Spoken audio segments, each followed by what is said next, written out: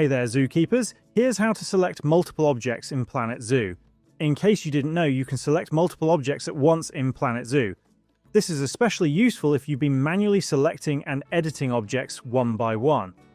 To do this, go to the lower right corner of your screen and click the Multi-Selection option, or simply press I on your keyboard.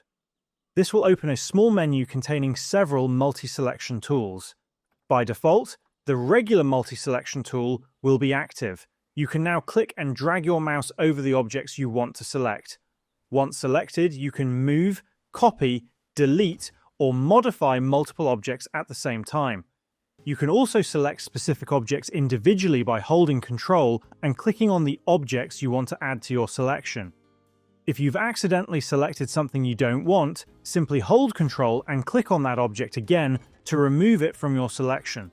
This tool is especially useful when you're working with large builds or need to make changes to multiple objects at once, saving you a lot of time and making your building process much more efficient. And that's all of it. If this video helped, please leave a like or comment and subscribe to the channel for more straightforward guides. Thanks for stopping by, and see you in the next side quest.